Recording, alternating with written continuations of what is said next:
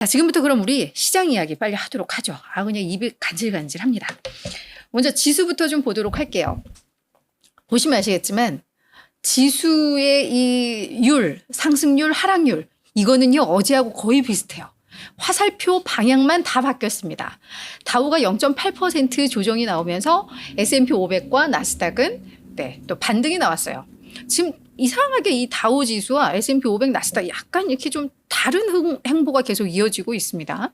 그 얘기는 기술주들이 센 날은 뭐 금융이라던가 뭐 에너지라던가 이런 애들이 이제 조금 덜 가고, 그죠? 기술주가 쉬는 날은 이 아이들이 좀 더 가고, 이렇게 약간 균형을 맞추는, 어찌 보면은 계속 로테이션으로 돌아가는 순환매처럼 이런 흐름들이 반복적으로 나온다. 그래서 3대 지수가 같이 가거나 이런 게 아니라, 그러니까 약간 자금이 한쪽으로 이렇게 쏠린다라고 좀 보아야 할 것 같아요. 시장의 흐름이 요즘은 좀 그런 것 같습니다. 그래서 기술주가 쉴 때는 다른 애들이 가고, 기술주가 가면 다른 애들은 또 조정을 좀 받는 그런 흐름인데, 우리가 어제 조정이 좀 나왔고, 특히나 엔비디아가 사흘 연속 하락하면서 고점 대비 뭐 13%, 16% 하락을 했었죠. 그래서 와, 이렇게 되면은 엔비디아 조정 이제 본격화되는 거 아니야? 고점 대비 10% 이상 내리면 조정 국면으로 진입했다라고 우리 일반적으로 얘기하잖아 라고 하면서 어제 우려가 있었어요. 이렇게 계속해서 조정으로 갈까봐. 근데 오늘 딱 반등이 나왔고, 이에 대해서도 월가에서 다양한 분석들이 나옵니다. 인디펜던트 어드바이저 얼리언스의 크리스 자카렐리라는 이 최고 투자 책임자가 최근 들어서 엔비디아 등 기술주들이 많이 조정을 받고 있다. 급락을 하고 있다. 근데 이것은 단기적 조정일 가능성이 높다라고 이야기를 했습니다. 근데 그 단기가 벌써 3일 만에 끝나버리면 너무 초단기라서 약간 걱정은 되는데요.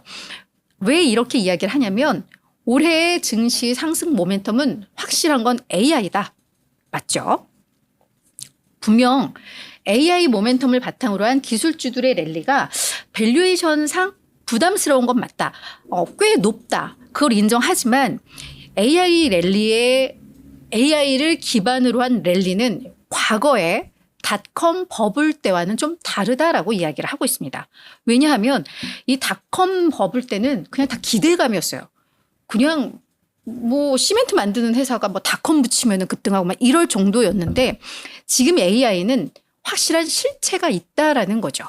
그래서 지금 잘 나가는 주식들을 보면 AI를 바탕으로 실질적으로 매출이 는다던가 뭐 수익성이 개선이 되고 있다던가 이렇게 실제를 가지고 랠리를 펼치는 거기 때문에 이게 단순한 거품과는 다르다라고 이야기를 하고 있습니다. 그래서 모멘텀 측면에서 AI가 금리 인하를 지금 대체할 정도가 되고 있고, 그래서 시장에 대한 너무 큰 우려는 필요 없다라는 논리이죠. 그래서 이런 논리를 바탕으로 해서 강세장은 더 간다. 그래서 조정을 받더라도 이것은 단기적이다라고 이야기를 하고 있는 겁니다. 자, 그럼 간밤에 나왔던 또 주요 이슈들 점검을 해봐야 할 텐데요. 경제 지표는 오늘 주목할 것은 6월 컨퍼런스 보드 소비자 신뢰 지수가 나왔습니다. 이게 예상보다는 잘 나왔습니다. 다만은 전월보다는 좀 낮아졌죠.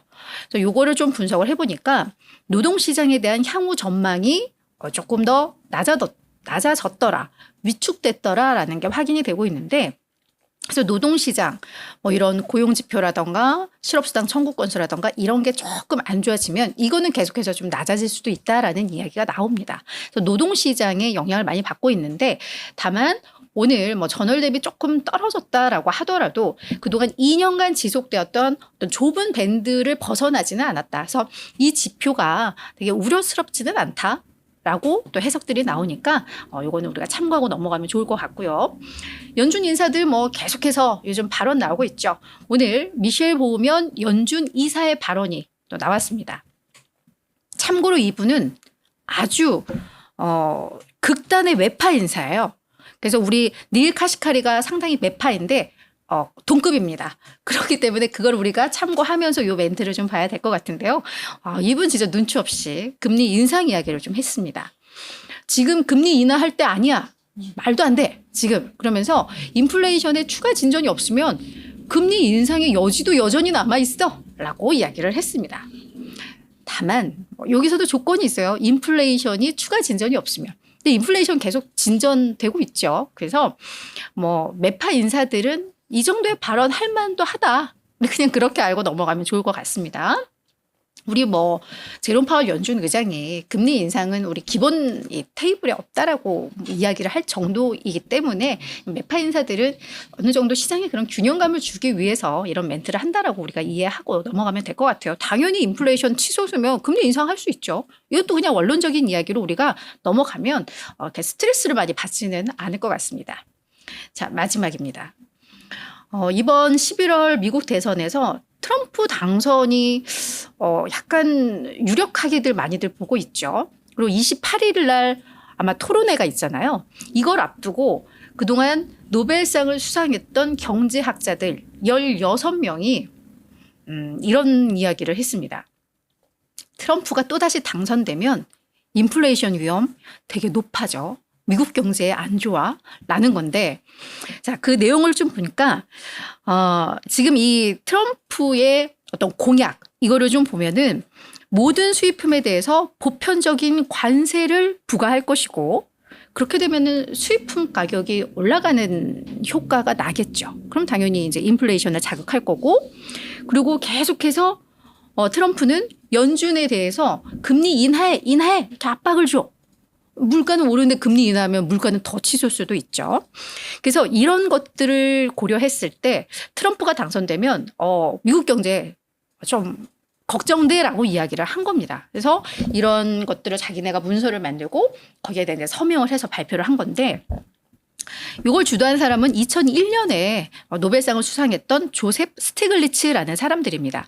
근데 이걸 딱 보고 나서 또 어떤 분석들이 나오냐면, 이거 순수하게 경제학 측면에서 나온 발언이 아니라 정치성이 좀 묻어졌다라고 합니다. 그러니까 이 16명은 어찌 보면 정치적으로 진보 성격의 경제학자들이다라고 이해를 하면 될 것 같아요. 왜냐하면 이들이 정말 인플레이션에 대해서만 고민하고 이랬다면 할 수 없었던 게, 조 바이든 대통령이 어떤 투자 패키지를 내놓고 막 이랬을 때 뭐 빌드백 베터라는 이런 뭐 투자하고 뭐 이런 패키지였다고 하는데, 거기에 대해서도 또 지원을 했었대요. 지지를.